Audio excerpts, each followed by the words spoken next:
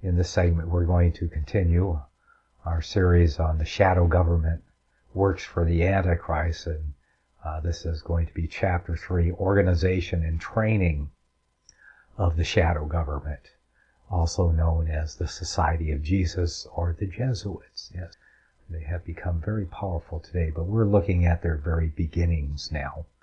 And perhaps when we're done looking at their beginnings, we'll trace them through history. Should have plenty of good works to do that with. Chapter 3, Organization and Training of the Jesuits. So we're going back 500 years to the beginning of the shadow government that works for the Antichrist and basically rules the world. They are his army of intrigue, and they've done quite a job when you see it. The long-delayed wishes of Loyola had been realized, and his efforts, abortive in the past, had now at length been crowned with success. The papal bull had given formal existence to the order. That what Christ had done in heaven, his vicar had ratified on earth. But Loyola was too wise to think that all had been accomplished. He knew that he was only at the beginning of his labors. In the little band around him, he saw but the nucleus of an army that would multiply and expand till one day it should be as the stars in multitude and bear the standard of victory to every land on earth. The gates of the east were meanwhile closed against him, but the western world would not always set limits to the triumphs of his spiritual arms. He would yet subjugate both hemispheres and extend the dominion of Rome from the rising to the setting sun. Such were the schemes that Loyola, who hid under his mendicant's cloak an ambition vast as Alexander's, was at that moment revolving. Assembling his comrades one day, about this time he addressed them. His biographer tells us in a long speech, saying, "We ought not to conclude that we are called to win to God not only a single nation, a single country, but all nations, all the kingdoms of the world." An army to conquer the world is what Loyola was forming. But he knew that nothing is stronger than its weakest part, and therefore the soundness of every link, and through discipline and tried fidelity of every soldier in his mighty host, was to him an essential point. That could only be secured by making each individual, before enrolling himself, pass through an ordeal that should sift and try and harden him to the utmost.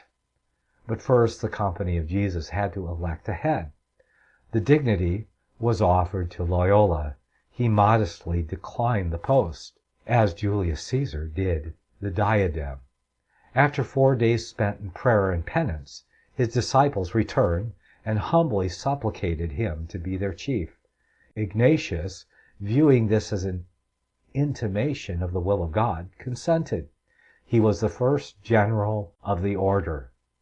Few royal scepters bring with them such an amount of real power as this election bestowed on Loyola.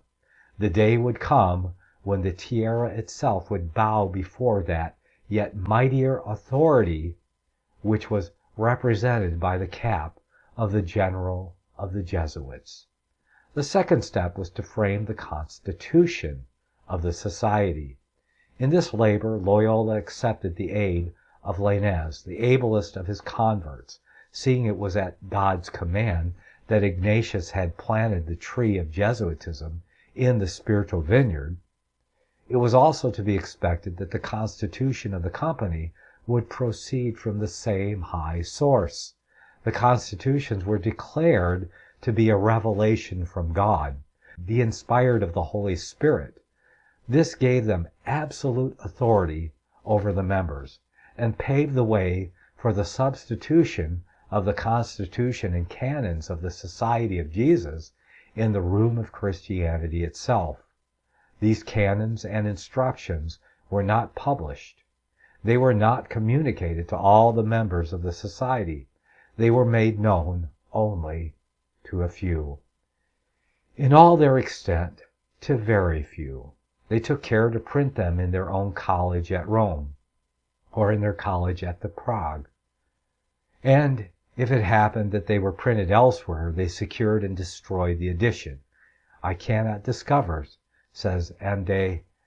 Lachalotte, that the constitutions of the Jesuits have ever been seen or examined by any tribunal whatsoever, secular or ecclesiastic, by any sovereign, not even by the Court of Chancery of the Prague, when permission was asked to print them. They have taken all sorts of precautions to keep them a secret. For a century they were concealed from the knowledge of the world, and it was an accident which at last dragged them into the light from the darkness in which they had so long been buried.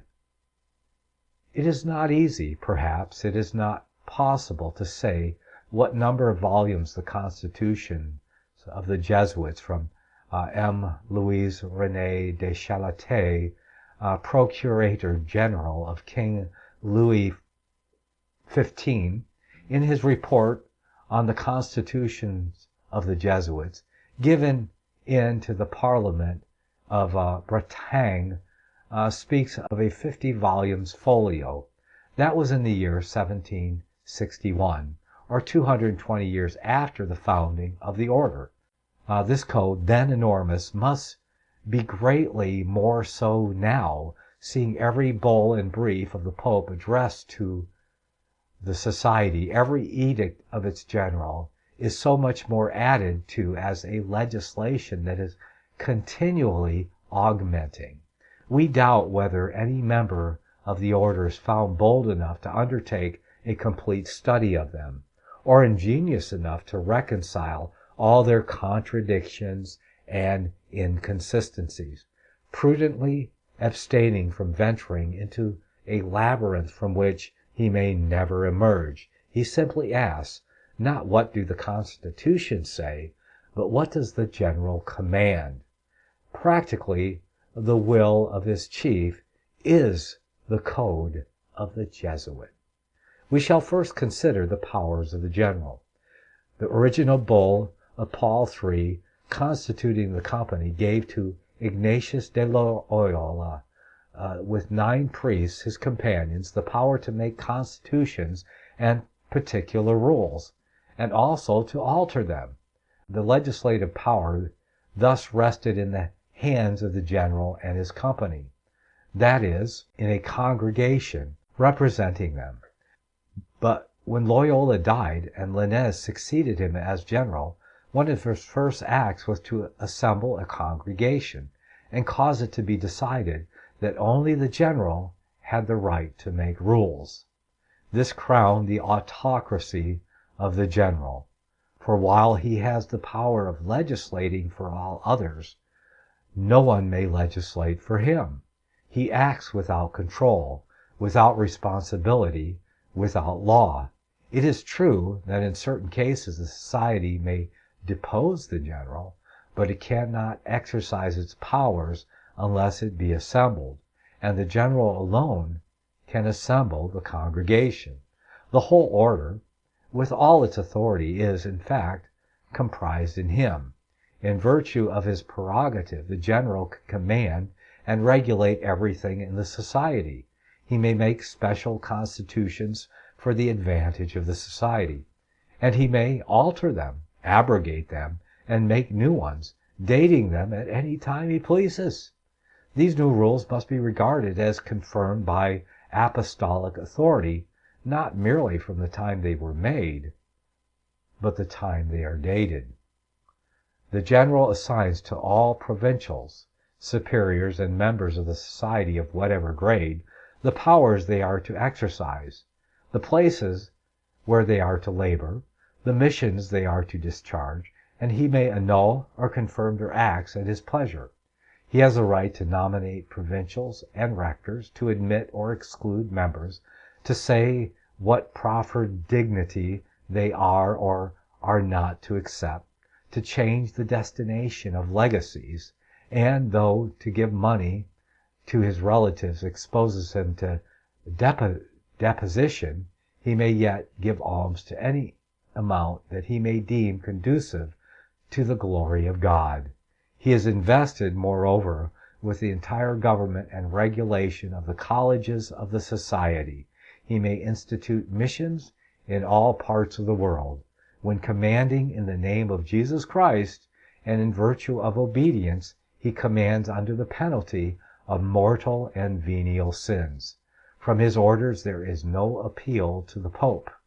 He can release from vows, he can examine into the consciences of the members, but it is useless to particularize. The general is the society. The general alone, we have said, has power to make laws, ordinances, and declarations. This power is theoretically bounded, though practically absolute. It has been declared that everything essential to the society is immutable, and therefore removed beyond the power of the general. But it has never yet been determined what things belong to the essence of the institute. Many attempts have been made to solve this question, but no solution that is comprehensible has ever been arrived at.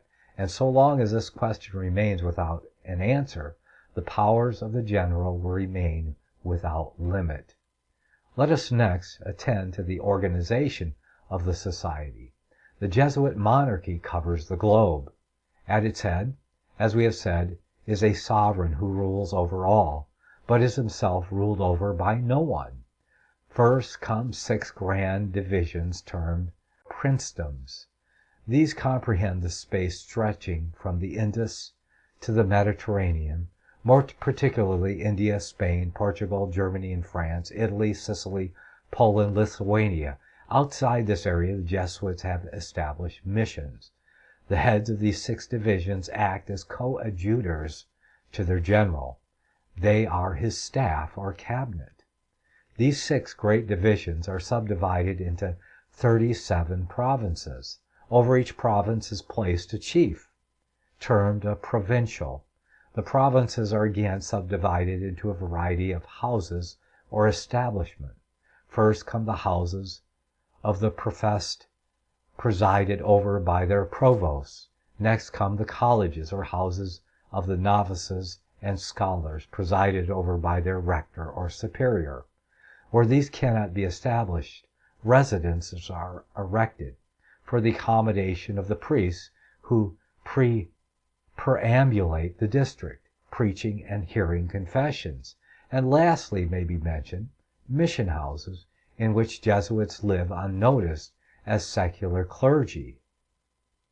They live unnoticed as secular clergy, but seeking by all possible means to promote the interests of the society. From his chamber in Rome, the eye of the general surveys the world of Jesuitism to its farthest bounds. There is nothing done in it which he does not see. There is nothing spoken in it which he does not hear. It becomes us to note the means by which this almost superhuman intelligence is acquired. Every year, the list of the houses and members of the society with the name, talent, virtues, and failings of each is laid before the general. In addition to the annual report, every one of the 37 provincials must send him a report monthly on the state of his province. He must inform him minutely of its political and ecclesiastical, listen to that again, political and ecclesiastical condition. Every superior of a college must report once every 3 months. The heads of the houses of residence and houses of novitiates must do the same. In short, from every quarter of his vast dominions comes a monthly and tri-monthly report. In the matter reported on as reference to persons outside the society, the constitutions direct that the provincials and superiors shall write to the general in cipher. Such precautions are taken against enemies, says Chalates. Thus to the general of the Jesuits the world lies naked and open. He sees by 1,000 eyes, he hears by 1,000 ears, and when he has a behest to execute, he can select the fittest agent from an innumerable host, all of whom are ready to do his bidding. The past history, the good and evil qualities of each member of the society, his talents, his dispositions, his inclinations, his tastes, his secret thoughts have all been strictly examined, minutely chronicled, and laid before the eye of the general. It is the same as if he were present in person and had seen and conversed with each.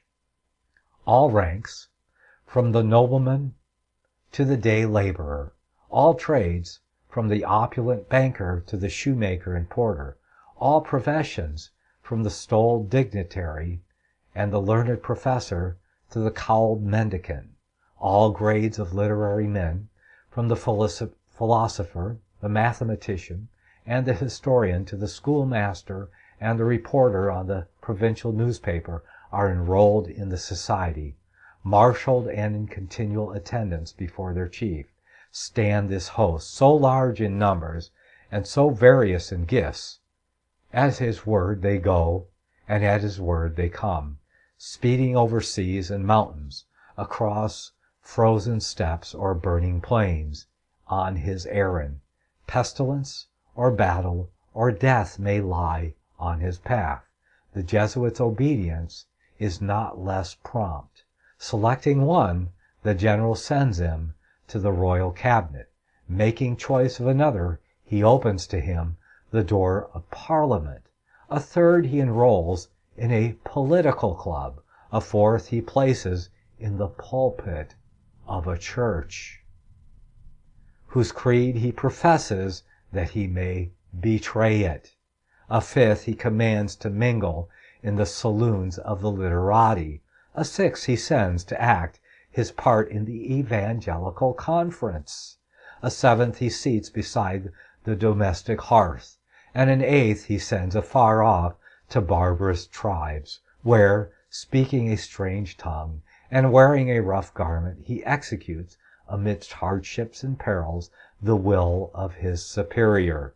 There is no disguise which the Jesuit will not wear. No art he will not employ. No motive he will not feign. No creed he will not profess, provided only he can acquit himself a true soldier in the Jesuit army, and accomplish the work on which he has been set forth. "We have men," exclaimed a general exultingly as he glanced over the long roll of philosophers, orators, statesmen, and scholars who stood before him, ready to serve him in state or in church, in the camp or in the school, at home or abroad. "We have men for martyrdom, if they be required." No one can be enrolled into the Society of the Jesuits till he has undergone a severe and long-continued course of training. Let us glance at the several grades of that great army, and the preparatory discipline in the case of each. There are 4 classes of Jesuits. We begin with the lowest. The novitiates are the first order of admission, the last in dignity. When one presents himself for admission to the order, a strict scrutiny takes place to his talents, his disposition, his family, his former life, and if it is seen that he is not likely to be of service to the society, he is at once dismissed. If his fitness appears probable, he is received in the house of primary probation. Here he is forbidden all intercourse with the servants within and his relations outside the house. A compend of the institutions are submitted for his consideration, the full body of laws and regulations being withheld from him as yet. If he possesses the property, he is told that he must give it to the poor, that is, to the society. His tact and address, his sound judgment and business talent, his health and bodily vigor are all closely watched and noted. Above all, his obedience is subjected to severe experiment. If he acquits himself on the trial to the satisfaction of his examiners, he receives the sacrament. and is advanced to the house of second probation.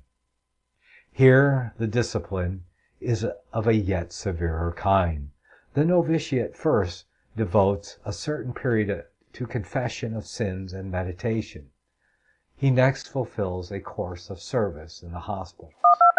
And here comes our break. We'll pick this paragraph back up after we return from some messages. You're listening to Across the Border, our Prophecy Reality Edition, and we are conversing on the shadow government works for the Antichrist, the beginning, very beginning of the shadow government.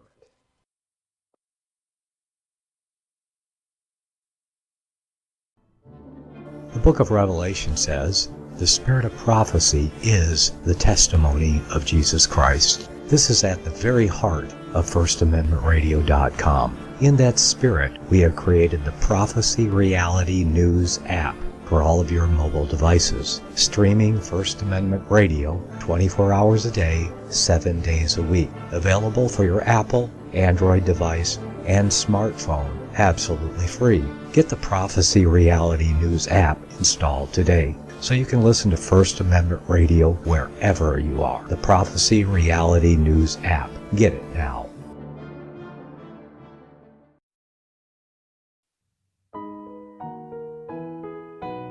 The program you are listening to is 100% sponsored by you, the listener, on this First Amendment Rights Media channel. You will notice that there are few commercials on this radio network. There's a good reason for that. Corporate advertising dollars come with strings that limit program content. So without your help, these programs cannot continue on satellite, internet, or our several affiliates. If you benefit by the educational law programs, we ask you to give.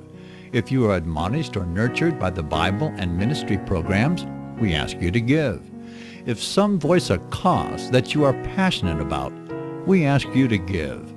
If you believe in any of these, we ask you to support them as you would a missionary on a continual basis, as if giving a tithe for missionary radio.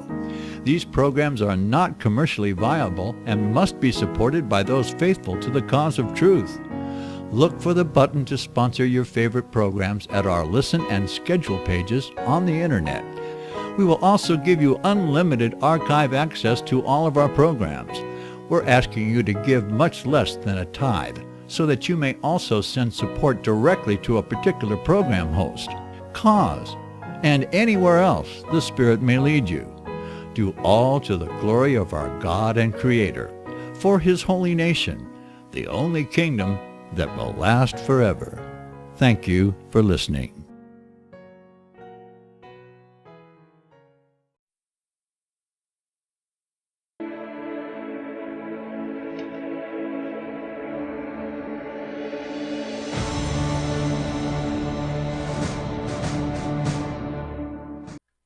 Welcome back.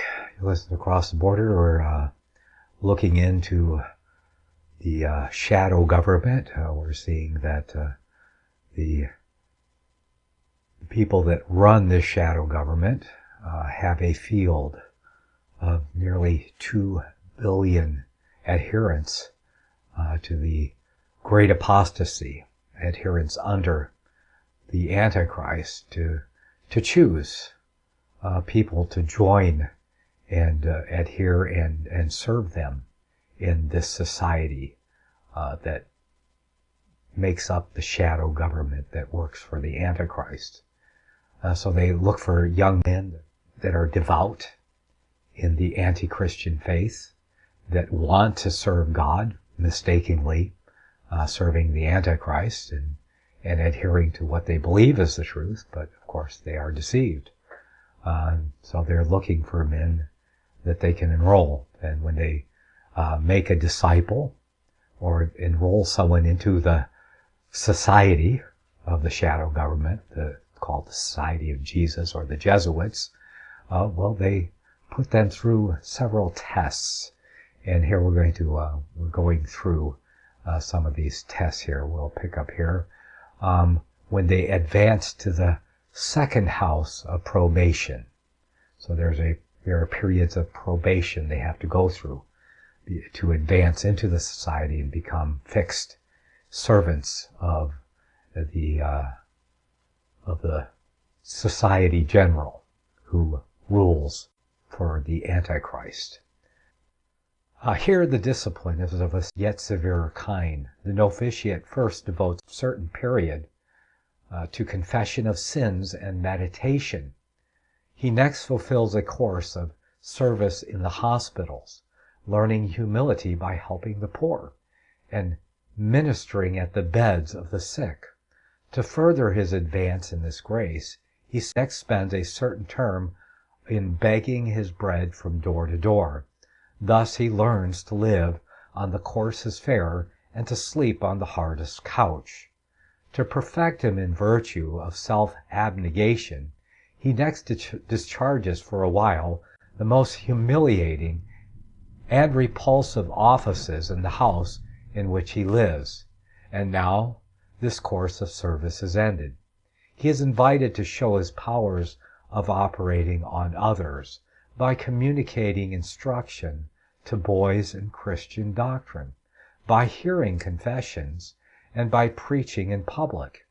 This course will last 2 years, unless the superior should see fit to shorten it on the ground of greater zeal or superior talent. The period of probation at an end, the candidate for admission into the order of Jesus is to present himself before the superior, furnished with certificates from those under whose eye he has fulfilled his 6 experimenta or trials as to the manner in which he has acquitted himself. If the testimonials should prove satisfactory to the superior, the novitiate is enrolled, not as yet in the company of the Jesuits, but among the indifferents. He is presumed to have no choice as regards the place he is to occupy in the august corps he aspires to enter. He leaves that entirely to the decision of the superior. He is equally ready to stand at the head or at the foot of the body, to discharge the most menial or the most dignified service, to play his part in the salons of the great, encompassed by luxury and splendor, or to discharge his mission in the hovels of the poor, in the midst of misery and filth, to remain at home, or to go into the ends of the earth. To have a preference, though unexpressed, is to fall into deadly sins. Obedience is not only the letter of his vow, it is a lesson that his training has written on his heart. This further trial gone through, the approved novitiate may now take the 3 simple vows: poverty, chastity, and obedience, which, with certain modifications, he must ever after renew twice every year. The novitiate is now admitted into the class of scholars. The Jesuits have colleges of their own, amply endowed by wealthy devotees, and to one of these the novitiate is sent, to receive instruction in the higher mysteries of the society. His intellectual powers are here more severely tested and trained, and according to the genius and subtlety he may display, and his progress and his studies, so as the posts assign him in due time in the order, the qualities to be desired and commended in the scholars, say the constitutions, are acuteness of talent, brilliancy of example, and soundness of body. They are to be chosen men, picked from the flower of the troop. The general has absolute power in admitting or dismissing them according to his expectations, and their utility in promoting the designs of the Institute. Having finished his course, first as a simple scholar, and secondly as an approved scholar, he renews his 3 vows and passes into the 3rd class, or coadjutors. So coadjutors are found out of the colleges. And it appears to me that the Jesuit colleges, there are 28, I think, at least 28 in America today, and many more throughout the world, Jesuit colleges. And probably prime ground for them to find others that not merely out of the apostate church, but out of all parts of society, including the evangelical realm. As admitted previously, they even have Jesuits pretending to be evangelicals, pretending to be even in opposition to their society, and to be in opposition to what we call the great apostasy, what they call the true church, because they believe they are the true church. And so they get the pick of the best of all that they allow to go to their schools. And then out of those, perhaps they'll get a handful of coadjutors that will keep working for them, that are tested, or make friends with, say, some of the professors or some of these other coadjutors and Jesuits that are running these colleges.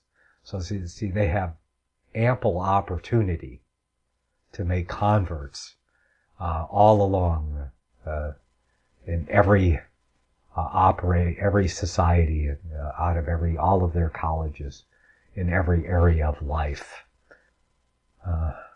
See, they got Clinton, they got the Bushes. I mean, what did Bush say? He says, well, when he was asked the question, what do you see when you look into the Pope's eyes? And of course it was, which Antichrist guy was it at that time? It doesn't matter. He says, I see God. Yes, totally. Yeah, check it out. George Bush, definitely a papist, no doubt about it. All the evidence shows that's absolutely true. And plus he was a knight of eulogia. Yeah, that's right. He went into the coffin. That's the night of the eulogy. Okay, the coadjutors are divided into temporal and spiritual. So they have temporal and spiritual coadjutors. So we have two classes of coadjutors. The temporal coadjutor is never admitted into the holy orders. You know, I mean, I would think that people like George Bush, and the president, late president, probably, what's his name? Definitely Bill Clinton, a temporal coadjutor. And I think there are people that would say Alex Jones is a temporal coadjutor, not admitted into the religious offices or the holy orders. Okay, so you have temporal coadjutors, never admitted into holy orders, and you'll find them in all walks of life, on the heads of boards and in governments. Let's say, for instance, what's his name? Governor Moonbeam, the previous governor of the state of California. Definitely temporal coadjutor. He was a Jesuit. He admits that he was Jesuit trained. How about Stalin? Definitely a temporal coadjutor. Pol Pot, come on. You know, wherever communism, you'll find the Jesuit order there running the show. That's right. Running the Inquisition that's going on. The Inquisition's continued. The coadjutors are divided into temporal and spiritual. The temporal coadjutor is never admitted into the holy orders. Such are retained to minister in the lowest offices. They become college cooks, porters, purveyors. These are similar purposes are held expedient that they should be lovers of virtue and perfection and content to serve the society in the careful office of a Martha. You have a Martha. The spiritual coadjutors must be a priest of adequate learning, that he may assist the society in hearing confessions. And so anyone who is not a priest, doesn't wear the robe, and can't hear confession, is a temporal coadjutors. So we have plenty of temporal coadjutors out there. Most of them you'll never know, but you will know that they were Jesuit trained if you know that the Jesuit colleges. Now, not everyone that goes through a Jesuit college is a temporal coadjutors, but that would be their prime ground for pulling temporal coadjutors out of other areas of life, and not merely out of the fertile ground of their 2 billion adherents to the Antichrist itself. Okay, it is from among the spiritual coadjutors that the rectors of the colleges are usually selected by the general. because they're the ones who have to develop the temporal coadjutors. Only spiritual coadjutors can do that, I would imagine. Because you have to have some kind of spiritual control over these temporal coadjutors. But no vote is granted them in the election of the general, having passed with approbation the many stringent tests to which he is to be here subjected. In order to perfect his humility and obedience, and having duly deposited in the exchequer of the society whatever property he may happen to possess, the spiritual coadjutor, if a candidate for the highest grade, is admitted to the oblation of his vows. Now you'll see the temporal coadjutors, the difference between them. The temporal coadjutors, they may run businesses and become rich. And of course, all of the lusts of the flesh are played upon to keep them in line, okay, in the society. And probably all of the fears and threats that are necessary to keep them in line are also made to keep them working for the society and doing their bidding. So they're allowed to make millions of dollars and profit from their offices that they hold and from the positions that they have, because they don't have a spiritual reason, okay? But they also have the false assurance of salvation, because I'm sure that they're through their spiritual coadjutors that are their spiritual heads, they are receiving forgiveness of sins through the transubstantiation and going through that. So they have a hold on them that way through their false forgiveness of sins and escape from purgatory. Okay, continuing here. But the spiritual coadjutor, having duly deposited in the exchequer of the society whatever property he may happen to possess, the spiritual coadjutor, if the candidate for the highest grade, is admitted to the oblation of his vows, which are similar in form and substance to those he had already taken, with this exception, that they assign to the general the place of God. I promise, so runs the oath, to the omnipotent God, in the presence of his Virgin Mother, and of all the heavenly hierarchy, and to thee, Father General of the Society of Jesus, holding the place of God, okay, etc. With this oath sworn on the threshold, he enters the inner circle of the society and is enrolled among the professed.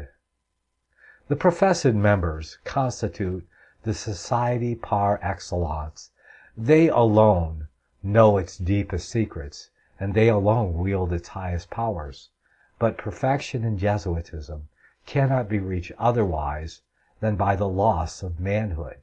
Will, judgment, conscience, liberty, all the Jesuit lays down at the feet of his general.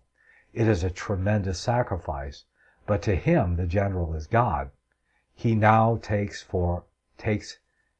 his fourth or peculiar vow, in which he binds himself to go without question, delay, or repugnance to whatever region of the earth, and on whatever errand the Pope may be pleased to send him. This he promises to the omnipotent God and to his general, holding the place of God. The wisdom, justice, righteousness of the command he is not to question. He is not even to permit his mind to dwell upon it for a moment. It is the command of his general, and the command of his general is the precept of the Almighty. His superiors are over him in the place of divine majesty. If not fewer than 500 places in the Constitution, says Chalatet, are expressions used similar to the following: we must always see Jesus Christ in the general, be obedient to him in all his behests, as if they came directly from God himself. When the command of the superior goes forth, the person to whom it is directed is not to stay till he has finished the letter his pen is tracing, says the Constitutions. He must give instant compliance, so that holy obedience may be perfect in us in every point, in execution, in will, in intellect.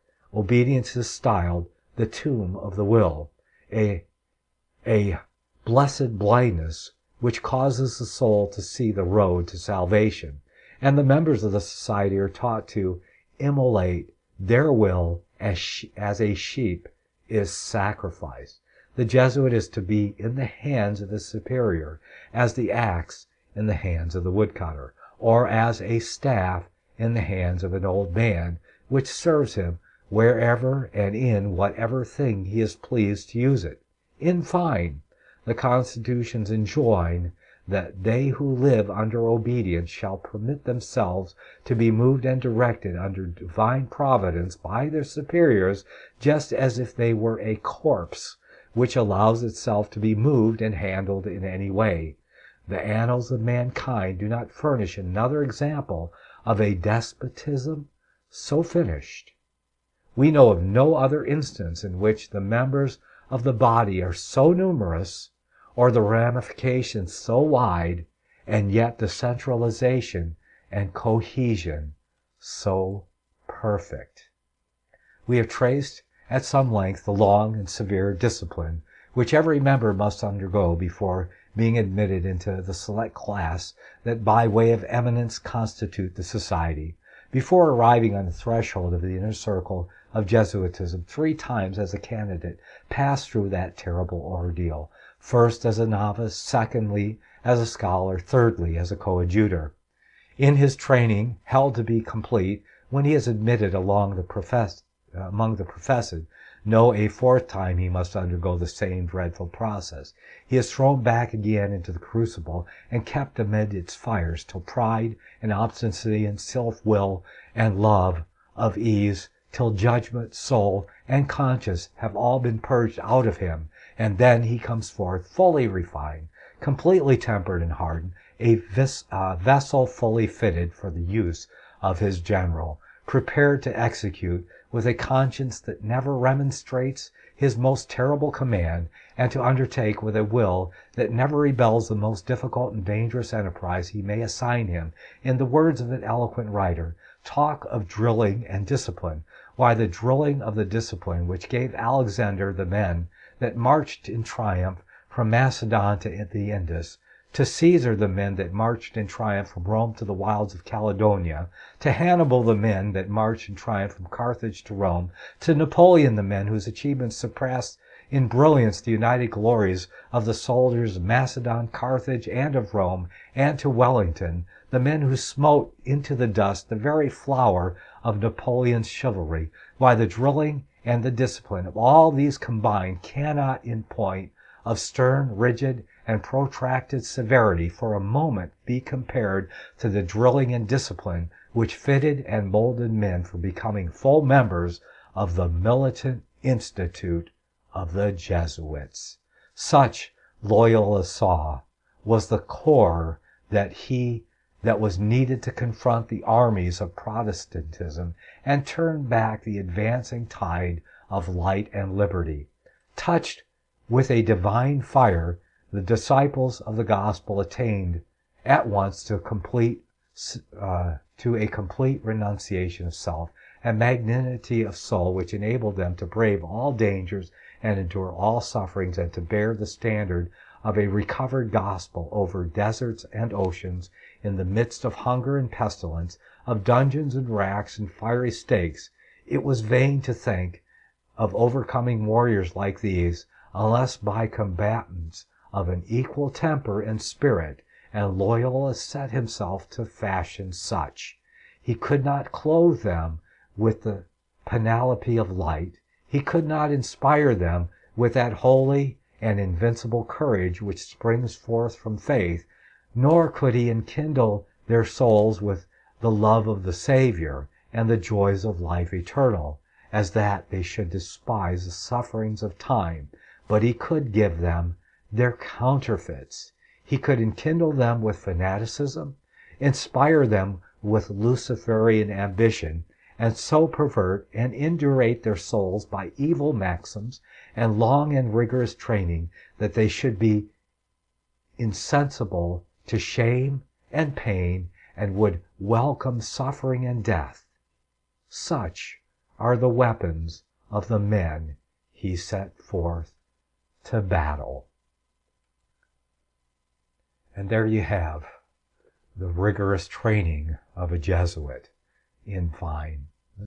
when you think of the training of a shadow government that would really work and be able to rule the world, we have just defined what it takes to put that shadow government together and to keep it running. No less, maybe much more. And we're going to cover them more. In our next chapter, we're going to get into the moral code of the shadow government, of the army of the shadow government, probabilism, the Jesuit cut off from country, from family, from property, from the Pope even. The end sanctifies the means, and you've heard it, the end justifies the means. Then where do you think it came? The shadow government. The first great commandment of Jesuit morality, when may man love God? Second great commandment, doctrine of probabilism, the Jesuit casuist, and so on and on it goes. And so we'll continue that next time here on Across the Border, our Prophecy Reality Edition, when we continue with the shadow government works for the Antichrist.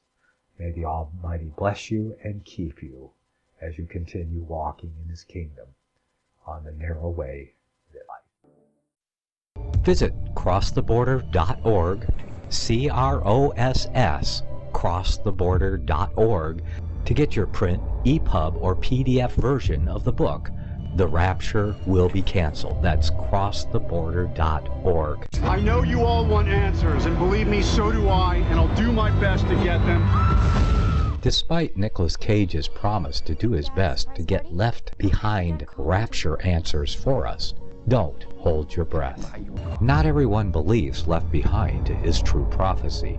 Some may even regard as conspiratorial the mainstream re-release of the Left Behind movie with actor Nicolas Cage portraying the main character as an attempt to further reinforce in the minds of all this perception of false prophecy in order to condition the masses for the play about to begin.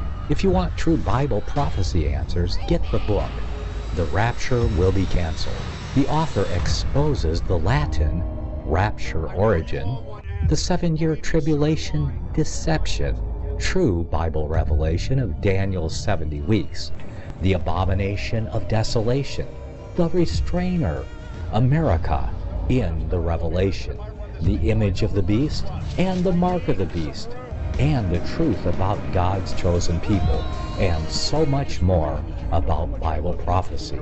This book will shatter the Left Behind paradigm of future events. Get the book, The Rapture Will Be Canceled. Visit crosstheborder.org, CROSS, crosstheborder.org, to get your print, EPUB, or PDF version of the book, The Rapture Will Be Canceled. That's crosstheborder.org.